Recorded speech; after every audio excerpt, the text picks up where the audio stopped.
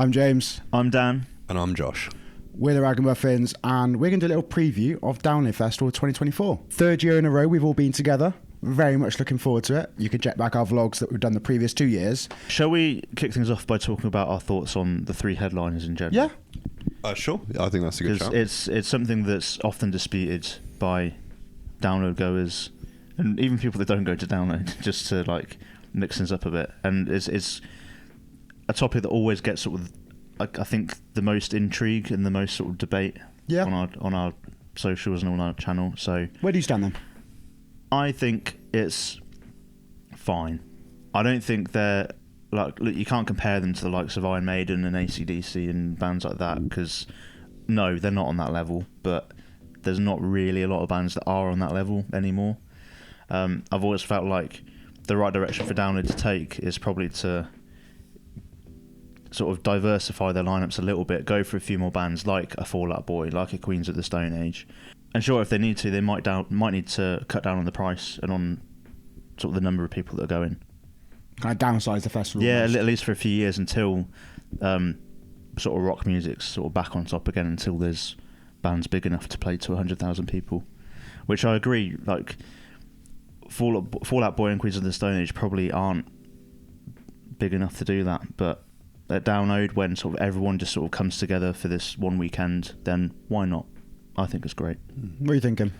Well, the way I personally see it with Download headliners is, in my opinion, I feel like the headliner is kind of if they're good, or if I like them, it's sort of like a bit of like an added bonus, the cherry on top sort of thing. Because I think normally the undercard is absolutely spot on. And I'll say that this year, I mean, spoiler alert to how I'm going to be for the rest of this episode, but I think this Download lineup is exceptionally strong.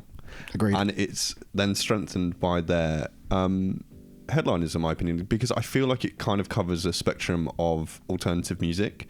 You have sort of like your dirty, sort of driven rock from Queens of the Stone Age. You have your sort of spectrum from sort of pop punk all the way up to, I would say, well, pop music with Fall Out Boy. And then it kind of finishes off with that sort of Avenged Sevenfold with your sort of lovely riff-laden metalcore, driven rock. I feel like it has a good spectrum. I think they're three relevant bands as well. Yes. Yeah, definitely. No one, a lot of people say, oh, who are they wheeling out this year or something, which is a bit rough. But I would say that I don't feel that any of those three headliners there should be tarred with that brush, really. And that's something like we've put on with our problem with Download videos. It's like you're getting bands that are doing it for the 6th, 7th, 8th time, and it becomes stale. And I've seen some comments recently where people are like, oh, this is actually my first year this year, and I really wanted to see Iron Maiden. Like I saw that on a TikTok comment, and I was like, yeah, fair play, but then you can't account for this being everyone's first time. Like we've seen some bands there multiple years. We've even seen Slip Rock there twice when we've gone, and it's like, yes, you're going to have some of these repeat bookings, but as we saw like last year with Bring With Horizon, propelling a band into a spot, if they're promoted correctly as a new headliner, it's going to push Download forwards. Otherwise, the bands that are of old are going to retire, they're going to disband, they're not going to be around anymore. And so what do you do to fill that void? You need to have fresh new blood in there. And so I'm excited by 2 new headliners in that kind of regard. In terms of the bands, I'm not too fussed because they're not bands I particularly listen to. I think the Fall Out Boy one in particular is quite interesting though, because they could be a pathway for maybe at least our generation in terms of getting into some heavy music. Like for me in particular, I count Green Day to that kind of thing. Fall Out Boy was one of the first albums I bought. Exactly, and obviously here we are, then we talk about Not Loose, we talk about Dying Wish, we talk about Lorna Shore, the heaviest bands, all this kind of shit. But it all started somewhere, and it's that nostalgia hit, almost similar to like when we'll talk about Busted, probably a bit later on. It's important, and then obviously we have that third slot of Avenged there, I guess, for the third time headlining. They're the veterans here, which I think is a good spot for them. Maybe not off my opinions on the last 2 albums, but give me a Hail to the King and Prior set list, but they'll please. play the older stuff. I hope so, and that. But I think it's a good year. It's a fresh year. It gives me excitement for the future of Download. Cool. I think as well, it was a bit weird because when I first saw the headliners, I was like, oh, sweet. Like, that is something new that feels like they're doing something different. And I was like, cool, like maybe I don't know, maybe they've listened to people's feedback of, stop the revolving door. But then I saw on record Andy Copping just like said in an interview, oh yeah, we've like, it was 20 bands. I Every thought 20 bands. that was mad that they I was publicly like, how? put that Why? out. What? Shut up! Don't say this. Shush. Like, do you know what I mean? That was like as soon as they'd put tickets on sale as well. Andy's out there going, "Yeah, we don't really like these bands." Honestly, that's not exactly what they said. I'm paraphrasing, but it was they said they went through like 20 bands and then they settled on these 3. That's like an episode of The Apprentice where they lose, lose confidence in their product within 2 seconds. Well, firstly, it's going, we're not too keen on this lineup either. And like, if you're like Fall Out Boy or their manager or something, and you're seeing the promoter that's booked you going, yeah, we asked 20 people before we asked them, and we just had to settle for him.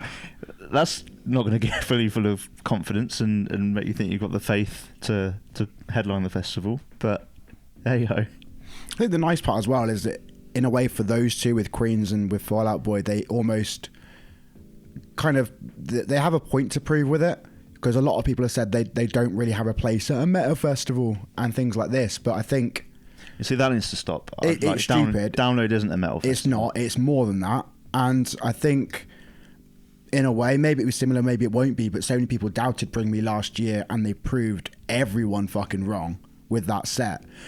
Even if I'm not a fan of these, I would like to see these bands prove people wrong.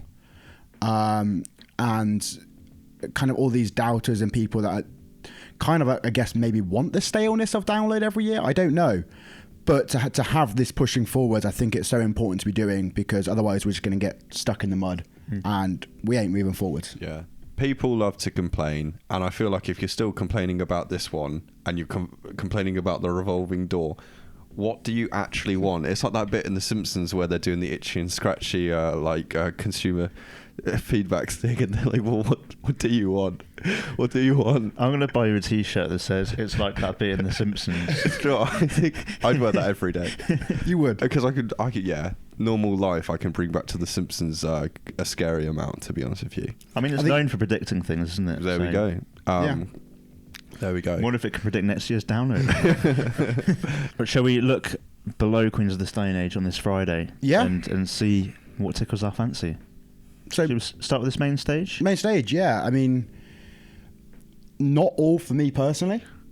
In a weird way, I'd potentially say the one that I'm actually looking forward to, in some regard, would be Polyphia. There we go.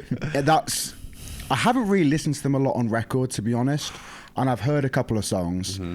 I feel like you're someone who convinced me to listen to them more, but it's that musical part of my brain where, like, I've grown up listening to some prog and things like that, where it kind of scratches that itch in a way, where you're hearing the virtuosic, you're hearing the kind of fucking around with what we can create and the crafty songwriting. And I get why it can put people off, and it's going to be a performance when you're going to pretty much be standing there. There's not going to be moshing or that kind of shit, but you take in, I think there will be, might be, but you take in like the music really with you and kind of absorb it in a very different way.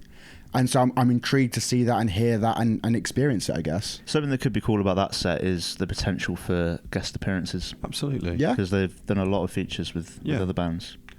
I'm so looking forward to Polyphia. I without sounding like a stereotypical like music nerd, I do think Tim Henson's guitar playing has sort of like paved the way for a whole new era of what you can do with a guitar. Really, I think it's really set the bar quite high, and no, I'm very much looking forward to it. And as Dan says, I really do think that Main Stage Download is the place for some tasty features, I think.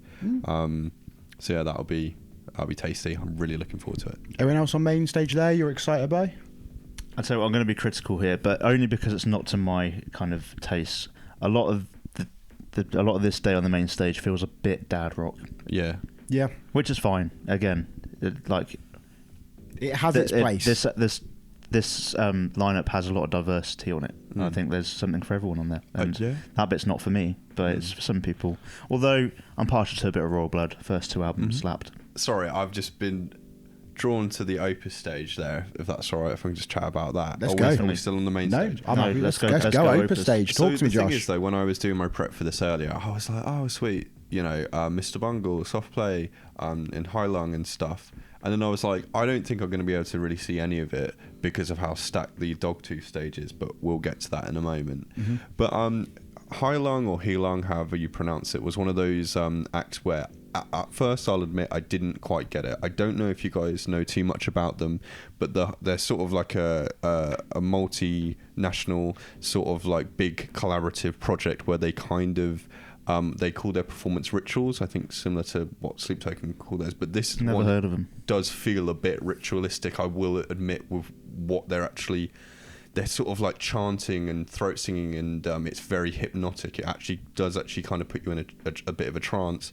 The whole get-up of the aesthetic of the whole thing is that they're all dressed in sort of like antlers, and they play the bones and stuff like that. You know what? I have heard about them. Mm-hmm. That's quite cool. I'm intrigued. You got me intrigued, Josh. It's one of those things where, like, on record, I was sort of listening to them earlier, and I was like, okay, I wouldn't be quite drawn to this in a lot of settings, a lot of moods, because as you know, the listeners and probably you guys would find, it's like, you can like music from different genres and all sorts of things, but a lot of stuff just depends on mood, and I think that's one of those ones. But I can't deny that if they don't clash with somebody, I would love to go and see like somebody definitely sort of thinking outside the box, pushing the boat out in what you can do with performance and music, and hopefully we can catch them.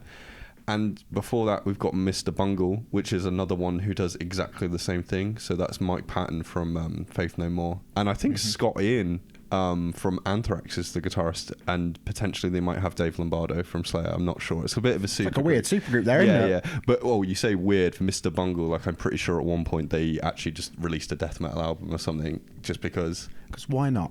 Yeah. So I'm quite looking forward to them. What do you reckon? I think the new Soft Play album is shaping up to be pretty cool. I'm really enjoyed all the singles from that so far. I loved their set at 2000 Trees last year. So I think, they're in a good spot on that stage, I think. Excellent. And a band that I'm still waiting to be won over by, Bad Omens. Agreed. I think maybe if I see them live, maybe that'll be the thing that pulls me in. I do like them, but I'm not quite seeing the hype so far. Yeah, and that's I just maybe need to see them live, and then perhaps I'll get it. I will say, I find it quite fascinating.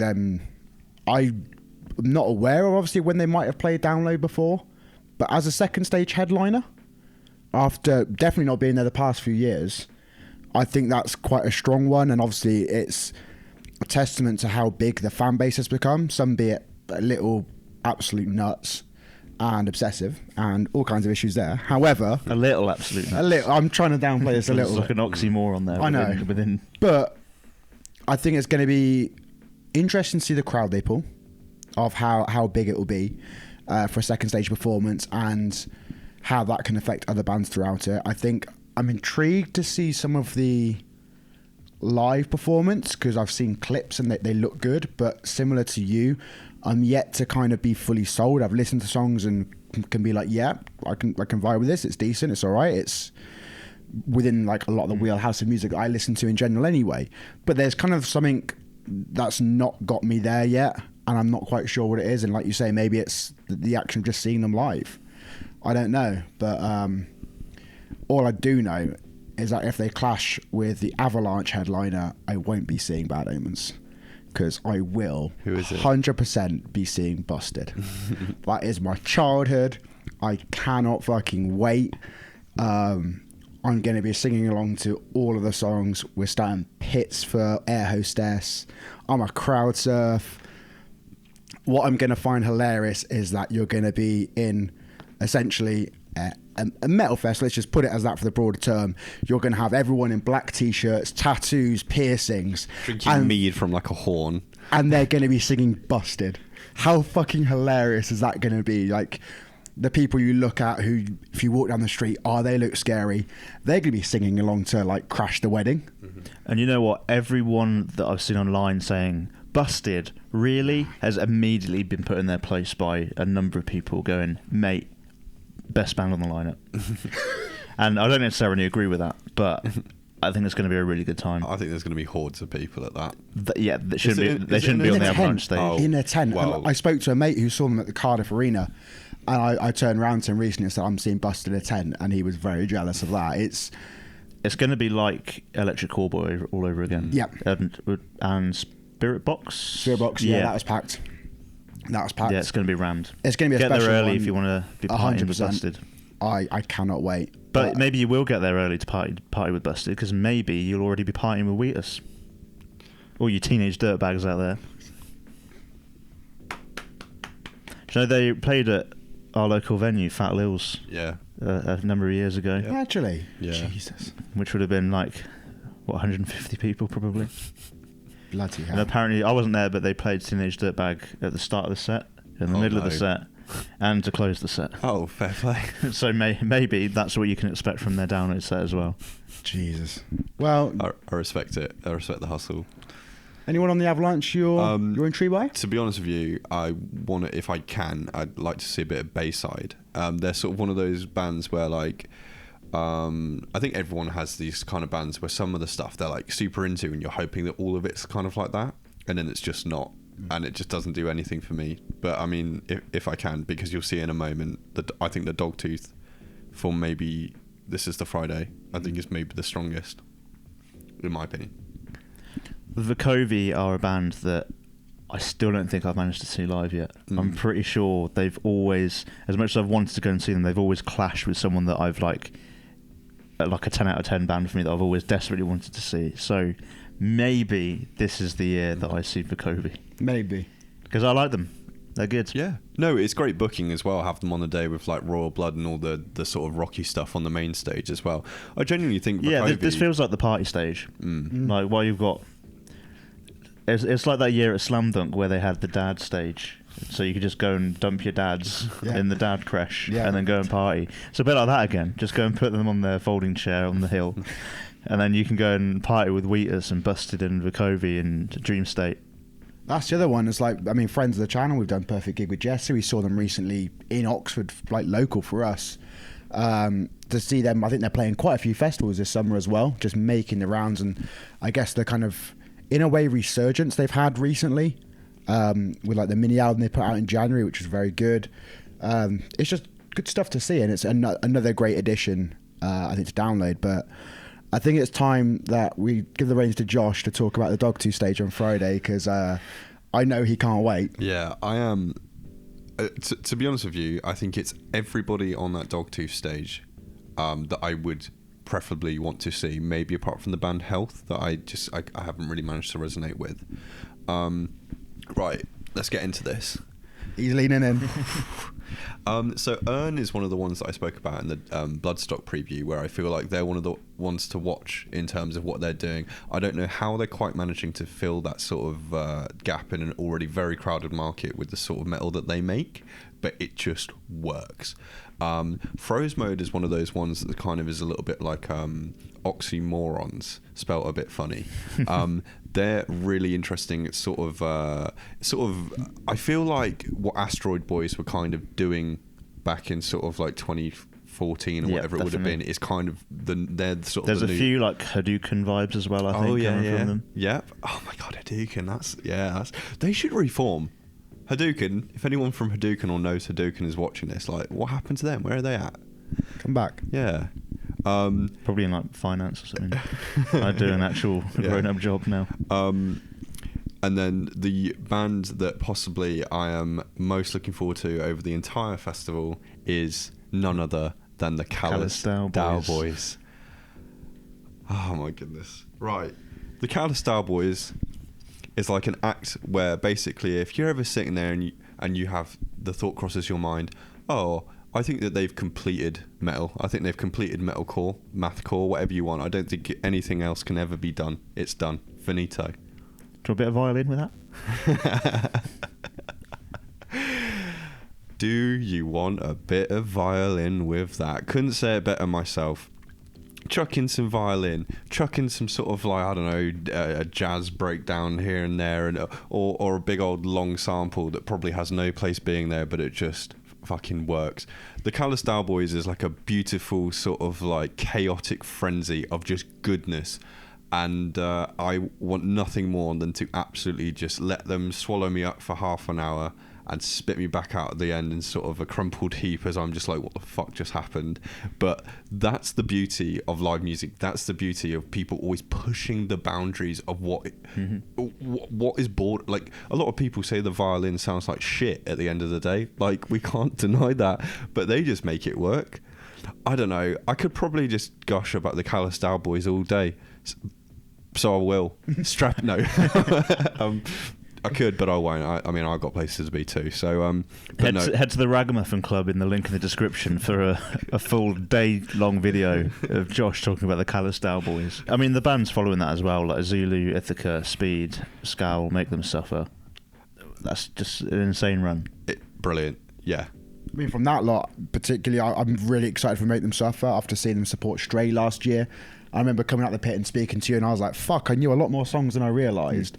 And I have listened to them a lot more since then. A really, really good, fun live band. Very excited to see them again. And I think they're definitely one that I've got marked out that I'm 100% down for seeing again. And Speed. Speed Gang. Like, from Alex, I've got into them quite a lot more recently. Some wonderful Aussie hardcore. I absolutely love it. And they seem to be blowing up and getting a lot more attention now, which again is very well deserved. And in particular, it's nice to see hardcore thriving extremely, extremely well right now. So yeah, very excited about them. Shall we go to Saturday? Yeah. Saturday. We need to put some water tune on that. That was really, really good. Saturday. Saturday is Fall Out Boy. Saturday is for the boys. We already talked about Fall Out Boy. I think the Offspring is a great sub-headliner to warm up for them. Yeah, this is penance for Slam Dunk, missing them at Slam Dunk for Shikari. Now I get to see Shikari, then watch the Offspring. What a tasty little treat.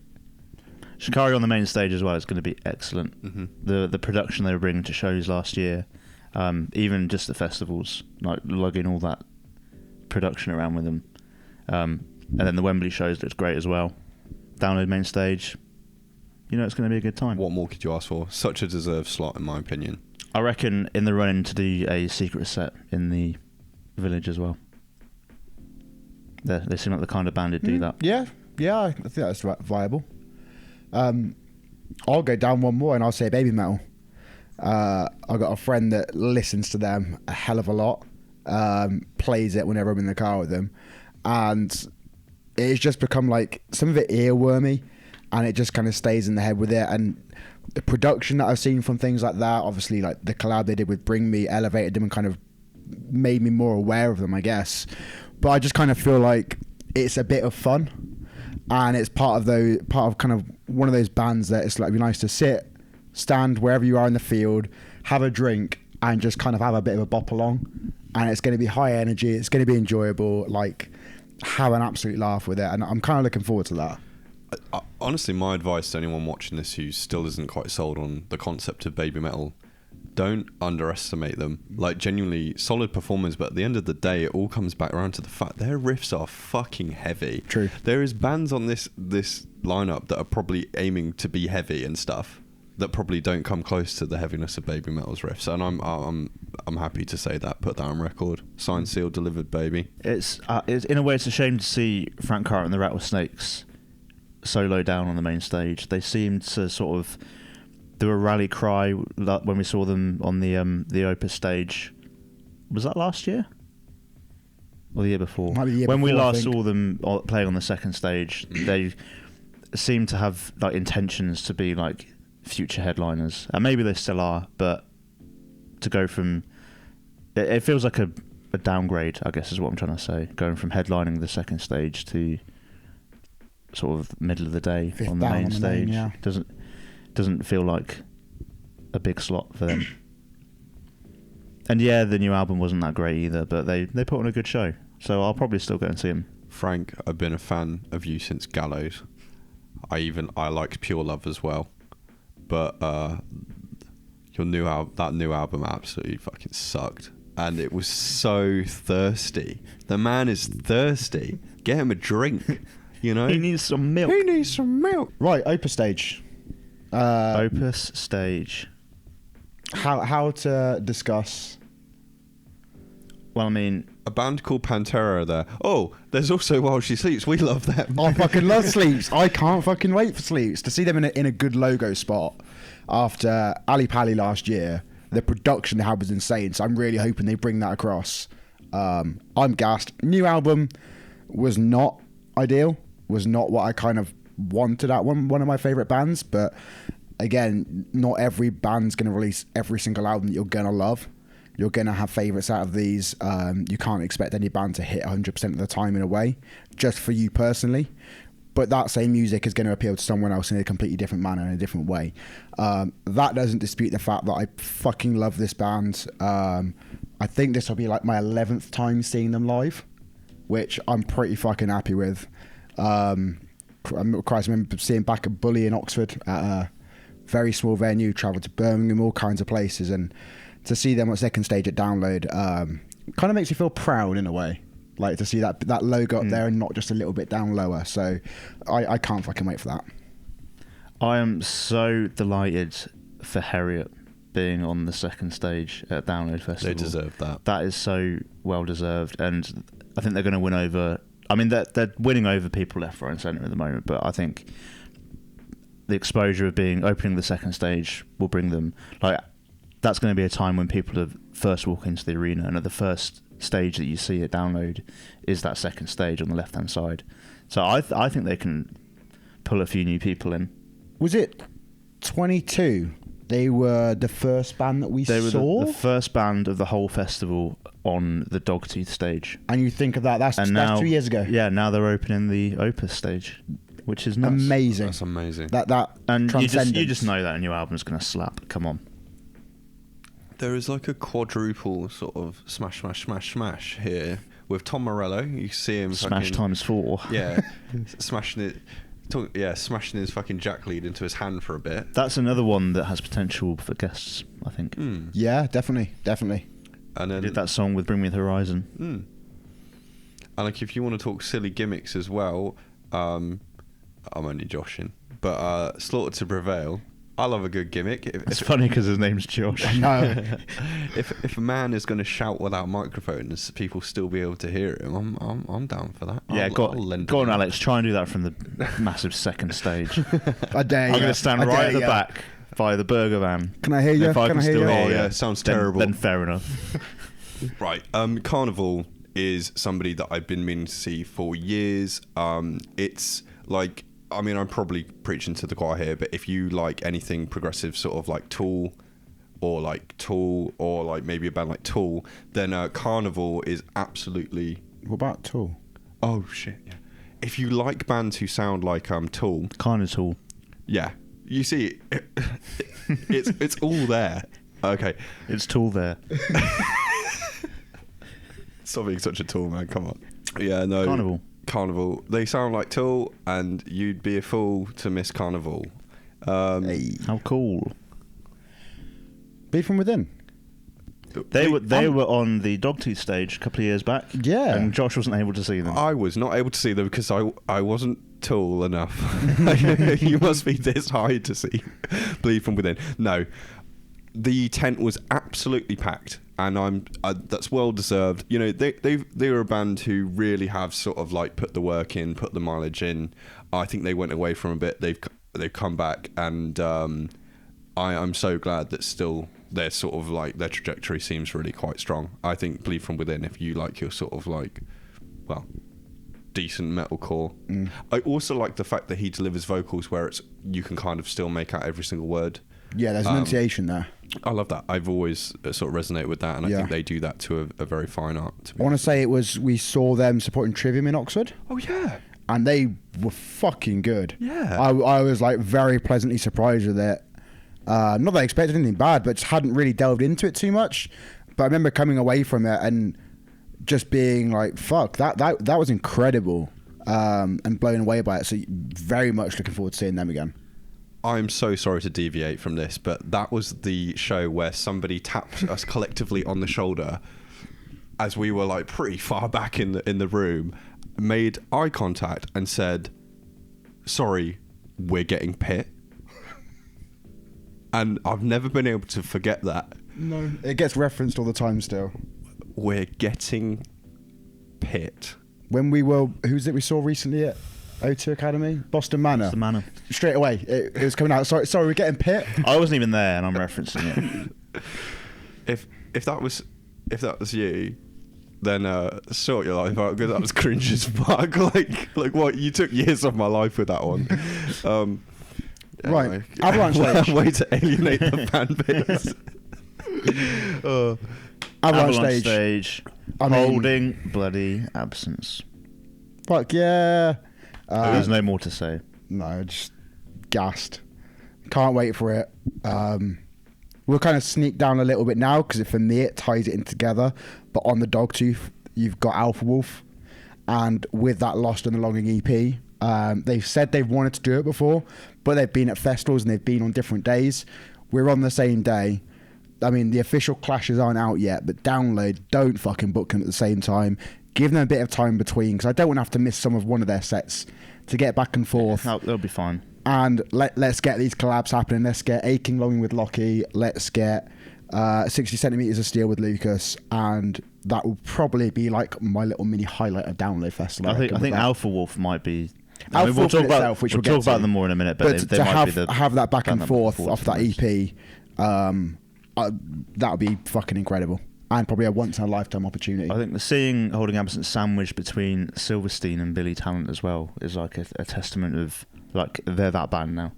They're not small fry anymore. They're up there with established names. I'm looking forward to seeing Silverstein. Billy Talent was one that we managed to catch a bit of at Slam Dunk. So they were good. I probably will be missing because of Fear Factory, which I think is a fucking sublime booking. Like, going back to when I was a wee lad, all of about 7 years ago now, I was at a car boot and I saw this CD and I was like, that brain thing on the front looks like a sperm. And basically... So I'm buying it. Yes. So here, have my 50p. And it was the Fear Factory's album Obsolete, and it was like from front to back, absolutely brilliant sort of metallic goodness. They have a song on there called Edge Crusher or something like that, and I think just the word crushing is very good for to describe sort of Fear Factory sort of thing that borders into industrial. It's very much looking forward to it. It's never like a band that I sort of gravitate towards on like, who am I going to listen to next? But then when I see them all, when it comes up, I'm like, straight away you're there. I think I genuinely think it's a brilliant booking. I'm really excited for them. And before that, it seems that I get to see the Cookie Monster at a metal festival in terms of seeing Dying Fetus. See, I've always found it funny that I'll get friends that will speak to me and they'll be like, oh, like, who did you see at Downlift Festival? You might know. And I just turn around and look at them and just be like, I saw Dying Fetus. Because like most of them just think like, what the fuck? And so I'm intrigued just for that aspect, to be honest. I've never really listened to them, but I think I'm going to go there for it. Yeah, they're really good. It's just they sort of have like a bit of a vocal style, which is a bit of like Cookie Monster vocals. Yeah. I'm prepared. I will pitch. Is it them that does that song "I Come Blood"? That's Cannibal Corpse. Cannibal Corpse. Ah, okay. But if that's similar kind of death, Mans band. just needs to see like a GP or something. I just didn't need to write a whole song about it. Do you know what I mean? It's like keep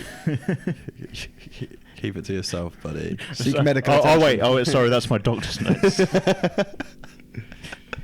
I will just make a comment about Fear Factory in that they always remind me of the TV show Fear Factor with Joe Rogan. Oh my goodness.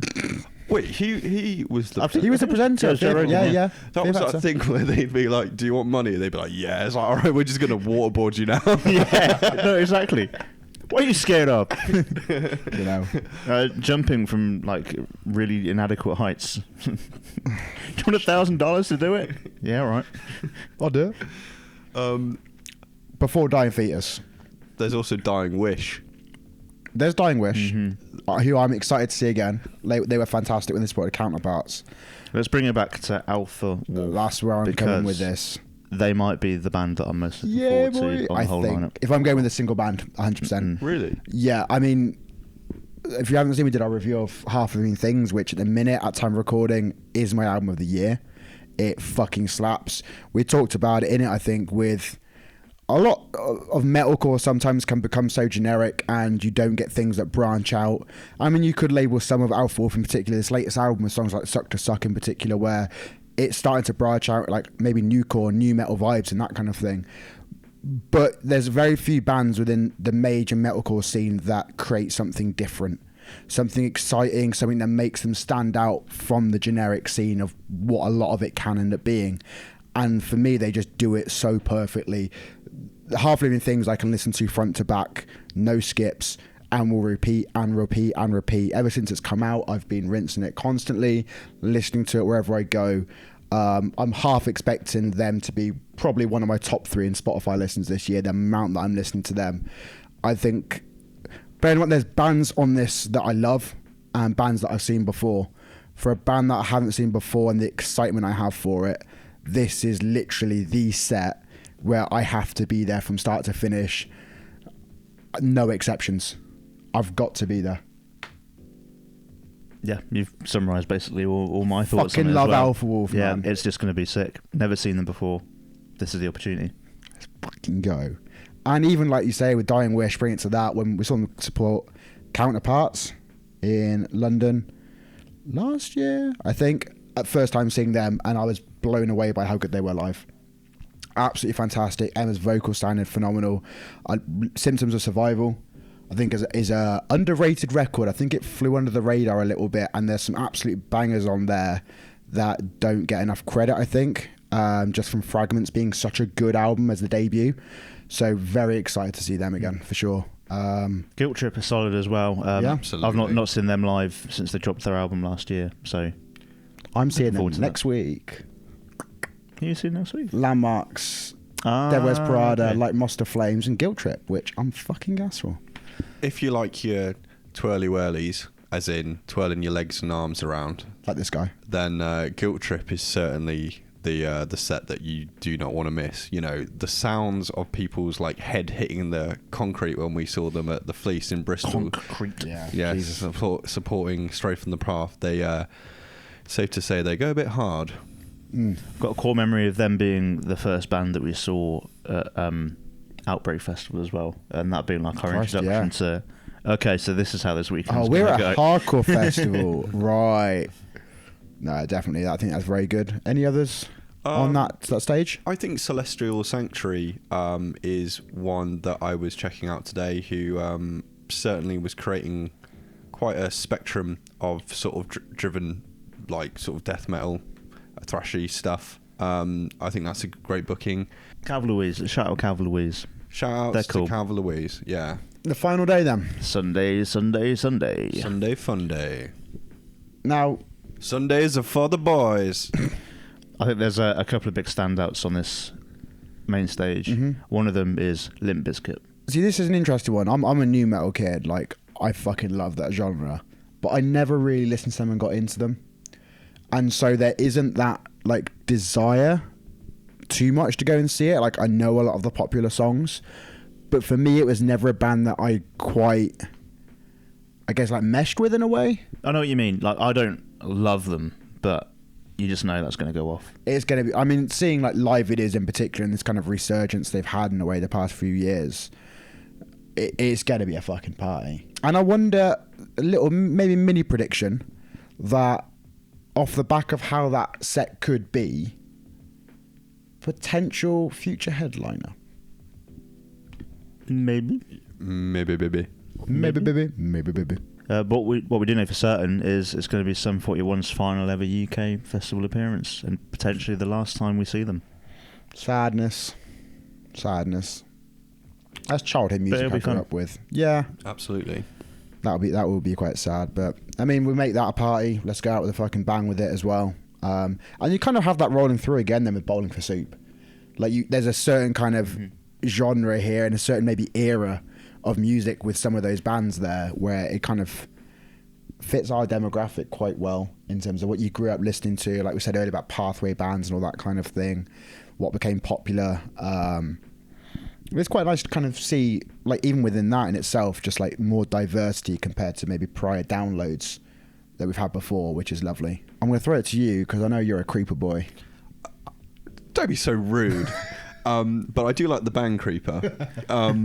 Yeah, I love Creeper. It's kind of getting to a stage now where it seems like they are quite an accessible band. I've seen them a few times. They sort of do manage to sort of spread themselves quite thick. They were at Download last year. Yeah, in terms of being able to catch them. So if they clash with anybody, I'm not going to lose any sleep over it. But if I can, I'll be there singing every lyric back. I think it's kind of this generation's answer to what maybe Meatloaf probably was back in his prime. They do put on a good show as well. Yes. Like they're quite theatrical. So I think the main stage should lend pretty well to whatever idea they come up with. And there's a video going semi-viral on TikTok of Will checking into a travel lodge in like his full stage makeup. Love that for them. Love that for them. To be honest with you, if there's no clash, I'll be checking out Carri King as well.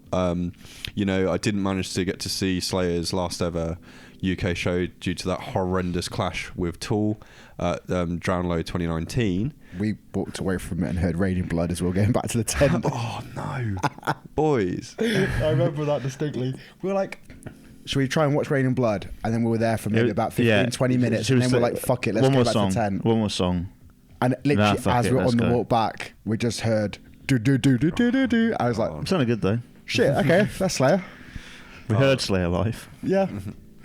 And then one that's been on my list, and I know Alex's list, Code Orange is one of those things that for me, I just feel like it's written in the stars that I need to see soon. I'm not there yet. I'm not sold yet.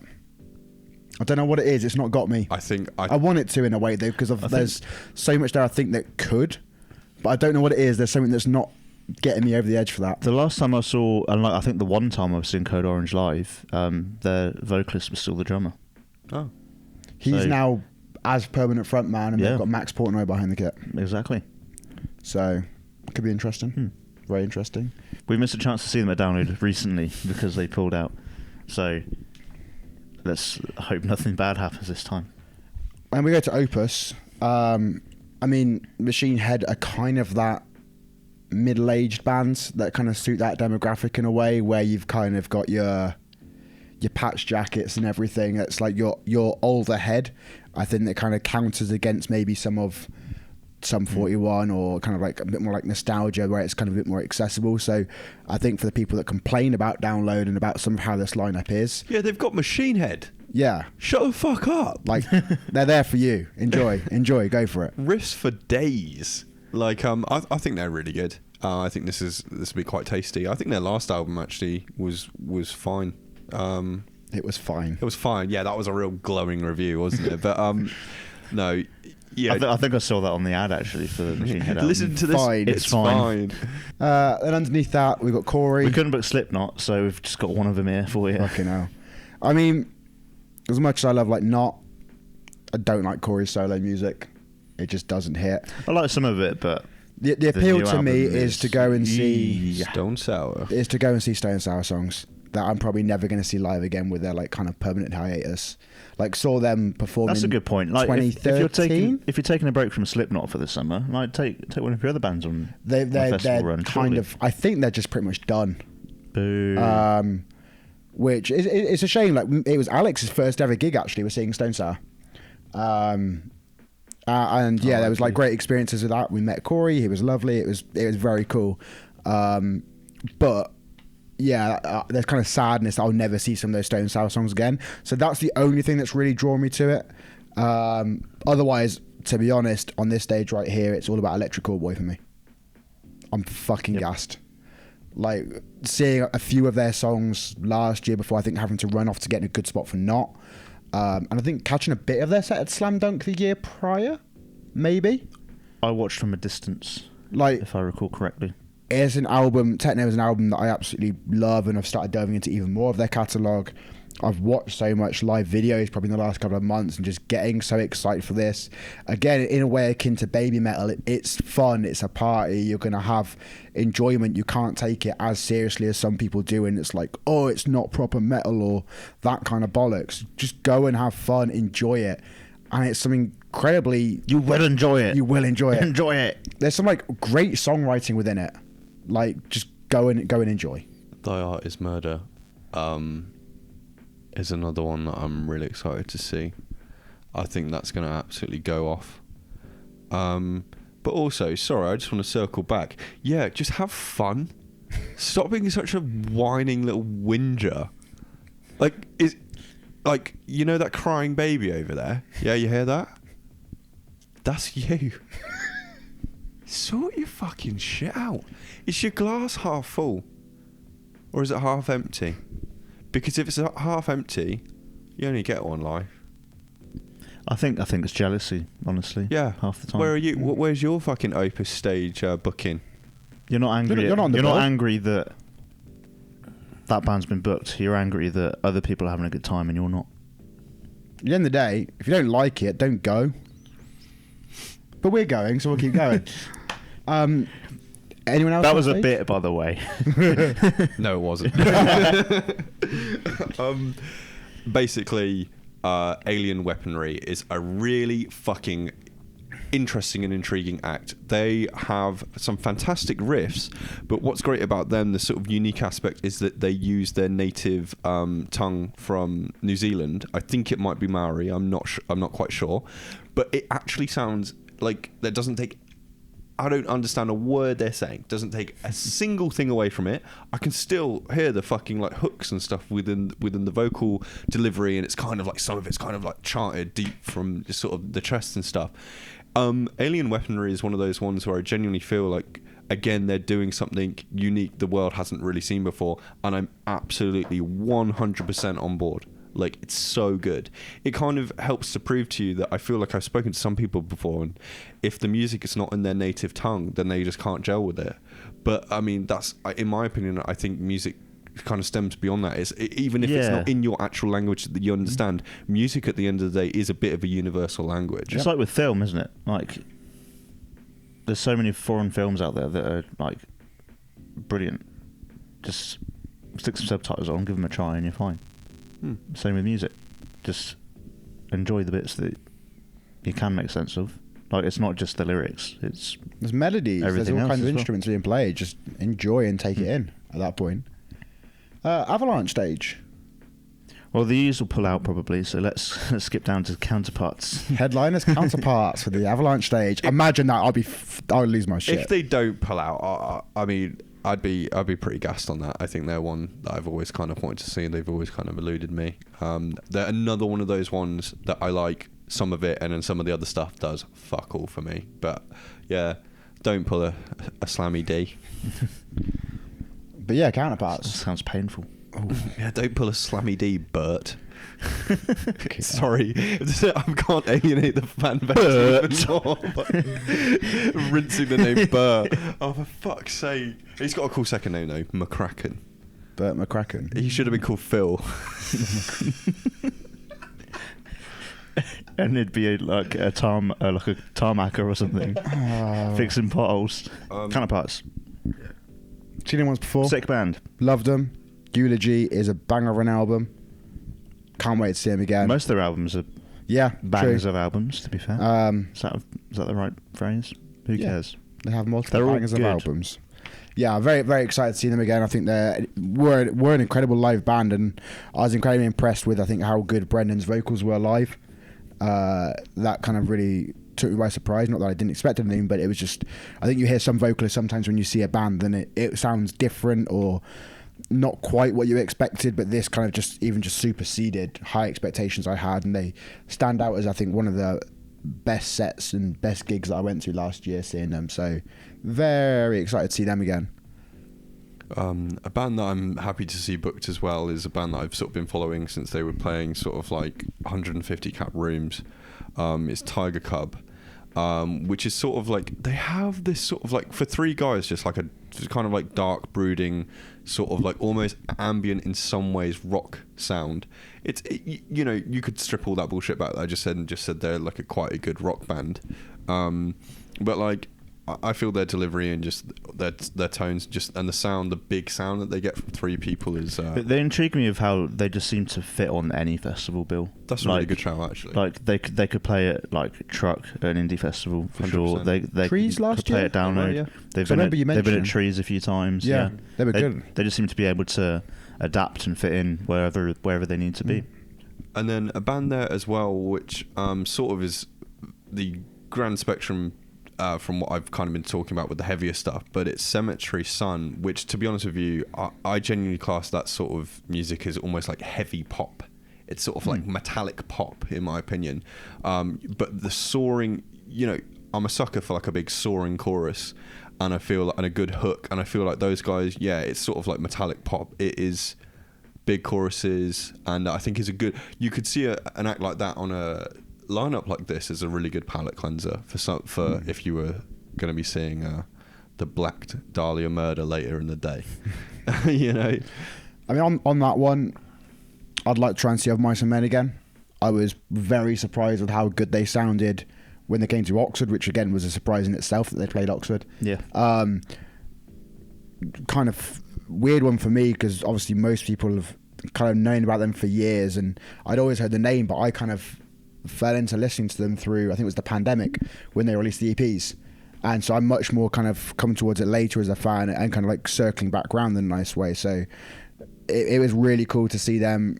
I thought they were great, and I would love to have the chance to see them again, obviously depending on clashes and whoever else they could be with on there. On Dogtooth, like, I don't know a lot of these bands, but they're striking me as like being a bit of a deathcore day. Well, you got some metalcore with Fit for a King, and I saw them at Slammy D last year, and I was very, very impressed with how tight they were live. I think you caught some of their set as well. The whole thing, yeah. I was really, really impressed musically how good they were. Just the whole sound of it was phenomenal, and they were one of the bands that really surprised me, blew me away, I think, on how good they were. And I've since then been a band that I've gone back and listened to quite a fair bit, so I am really intrigued to see them. And is Harper that girl that did Spirit Box on America's Got Talent? Yes, it is. That's kind of sick. Fair play. Did a cover of Chelsea Smile by Bring Me, and it's really good. Like, let's check that out. It's actually really good. Like, I'm not just saying that because and to back that up as well, I was listening to it and was going, oh, that's really good, I want to know more. And then that's when I found out about the age and the America's Got Talent thing. So that was sweet. Sorry, just going back to Cemetery Sun. If you like the band Normandy, you would love Cemetery Sun. Just wanted to put that out there. But yeah, you guys, like, this Dogtooth stage on this day is fucking. There is some heavy stuff here. Era, sort of great. Era, sort of great metalcore, kind of along the lines of sort of like Veil of Maya and what's the other one? Invent Animate sort of thing. I've heard good things about the latest album. I haven't had a chance to check it out yet, but I've heard the new Era release is very good. Shadow of Intent and Brand of Sacrifice are both two bands that I've seen so much merch for. I love the fact they're called Brand of Sacrifice because it's a reference from the manga Berserk, which is one of my favourites. And I'm surprised you didn't say The Simpsons. My favourite manga, The Simpsons. But like, they're two that sort of are doing things within the heavy sphere, which kind of, you could argue, oh yeah, it's been done before, whatever. No, take a proper listen, because it is managing to carve its way through. It really is carving itself. They are so strong. They are taking sort of all the best bits of heavy music, kind of producing it in such a way and delivering it in such a way which is just sort of a masterclass, a perfection of sort of metallic hardcore, metalcore, deathcore, whatever you want. I think it's actually Shadow of Intent that kind of melds it all together, all sort of elements. Crystal Lake, I believe, is a Japanese band, and they're bloody fantastic. I've heard the name a lot, and I kind of just want to check them out, and I've not listened too much, so they're kind of one that I've seen on lineups of various festivals before. I think Old Slam Dunks in particular as well. Just haven't got around to rediscovering myself, but I feel like I need to give it a chance and delve in. And I'm pretty sure in Japan or something, I might be wrong, they actually host their own festival in like an air hangar or something like that. That's fucking sick. Are they doing it next October? I don't know. Oh yeah. And then finally, I've just spotted Imminence as well. This is like doing a Specsavers eye test for me. Imminence is one of those ones that if you can't. Oh god, pitchforks coming at me with this. But you're like surface level sort of metalcore stuff with your Architects and sort of Bad Omen, sort of I Prevail and stuff. Imminence is just, you know, where you want to be, to be honest with you. That's Download 2024, essentially. It is. Yeah. That's what's happening. Facts. Let's go with it. 3 bands you're most looking forward to seeing at Download this year. 3 must-see Three bands. must-see bands for yourself that you cannot wait for, that are on your list you have to see the whole set for. If I have to narrow it down to just 3, I think I'm going to have to go Alpha Wolf, Electric Callboy, because I've kind of missed them the last couple of times that they've played. And maybe Counterparts, actually. They just, they kill it every time. Enter Shikari, Fall Out Boy, the Callist Boys. That was very tough to say, by the way, because I like a lot of this. Yeah, I'm having a trouble narrowing it down. I think I agree with you on... Oh, maybe do I agree on all 3 of yours? You said Alpha Wolf, Counterparts, You're not Electric allowed. Callboy, didn't you? No, you can if you want, because I've forgot Shikari on there. I'm looking forward to seeing them. Alpha Wolf, I need to see that. That is the number 1, like guaranteed. I know that right now. I'll go a little bit different. I'll say Counterparts as like number 2 on there. Number 3, fuck it, let's go for Busted, man. I can't fucking wait. That's gonna make me like so happy seeing that. But yeah, down in 2024. Only a matter of weeks away at this point. Very excited. If you're excited too, go check back our old vlogs from the past 2 years. And let us know which 3 bands you're most looking forward to. Yeah. Who do you want to see at Downer this year? What are you most looking forward to? If you see us there, come and say hello. We're all there to have a fucking good time. Cannot wait for it. Did we catch everybody that you want to see, or did we miss anybody? Were you? I can imagine there's some people at home going, fucking TX2. That's the one that I've looked at as well. TX2. Why are they sleeping on TX2? Well, tell us why TX2 are so good. I want a fucking 16-page essay. All right, 8-page essay, but don't forget your fucking appendices. All right. We want them references. I had mine removed. We want your. You know, you can save time doing iBid if you must. Is there a word count? Like, I don't know, at least 12 words. Okay. But 16 pages. Subscribe. We've got the Ragamuffin Club. What's the Ragamuffin Club? It is our little Facebook community we've got, because sometimes speaking in the comment sections, it's not enough. We don't get that interaction on there. We want to talk about this more with everyone, with you guys. We love music. So head to the link down in the description. Join the club. Chat shit with us about music. And, be a ragamuffin. I looked at the camera like the guy from The Office when I said, "What's the Ragamuffin Club?" Oh, you're Jim. Yeah. So Jim. So if you're listening at home and not watching, just know that that's what I did when I was like, "What's the Ragamuffin Club?" Anyway, like, comment, subscribe, all that stuff as usual, and maybe we'll see you at Download. See you at Darlington. Woo. Follow us on MySpace.